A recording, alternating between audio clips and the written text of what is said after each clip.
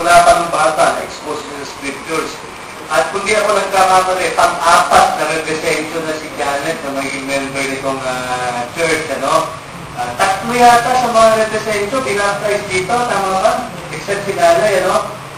Yung mga ibang representation, nag-alita na, si Janet naman para hindi yung aalis. Pero, grabe na naman nangyari sa buhay ni Janet. Ito na konti. Nanguhay po ako sa ayos mo sa akin kong sarili na hindi ko po hinanap yung biyaya ng Panginoon. Hindi ko po yung ayaw ko po, nanguhay po ako ng ayaw ko sa kalakasan natin kong sarili. Ito na, nag-aagay si Janet sa akin dito for a while. Pero hindi siya committed talaga at nahulog siya sa mundo ng ilang panahon. Pero kumilos din ang Panginoon sa buhay niya. Ginamit din yung isang kapatid niya na nabaptize sa sister church natin sa Kalibo. At ginising siya ng Panginoon at nandito siya ngayon. Biyaya na lang ng Diyos ko eh. Salamat at patuloy na kumikilos ang Panginoon sa Redescencio family. Ngayon si Kaya naman, hindi ako nagkakamali, pang-apat din ang deleyon ito ng member ng church, ano? Tama ba?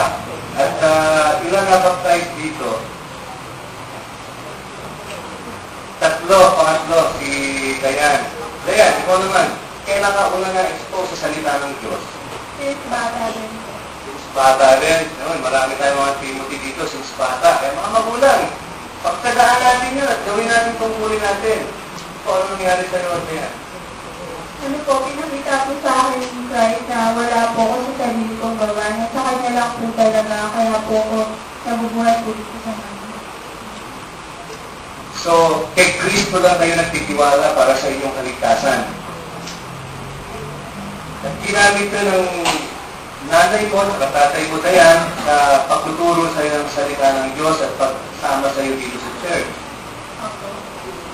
Salamat sa Panginoon. At kumikilos ang Diyos sa mga pamilya sa ating kalagitnaan. Wala namang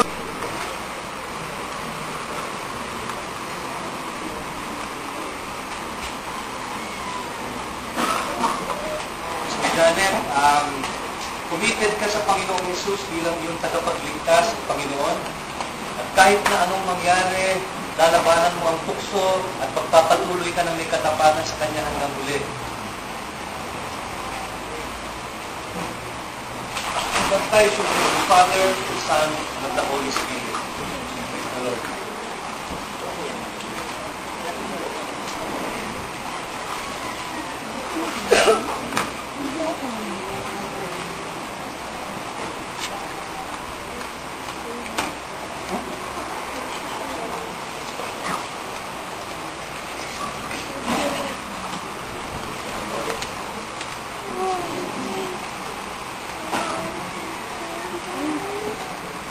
Dayan, kinikilala mo rin si Jesus bilang iyong Panginoon at tagapagligtas na humango sa iyo mula sa mga kasalanan mo.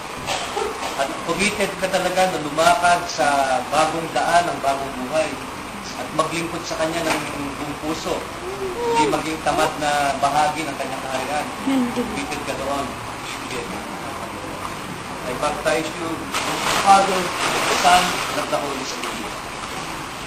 Awitin natin ang doxology, tapos gusto ko hilingin si Brother Jerry kung pwedeng manalangin.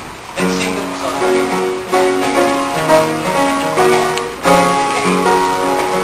Tuloy ako rito. Kala ko yung representative ninyo dito sa pagkamay at pagtanggap at pagwelcome sa ganong bagong yeto. At una sa puso ng buong iglesia, minawelcome namin kayo rito.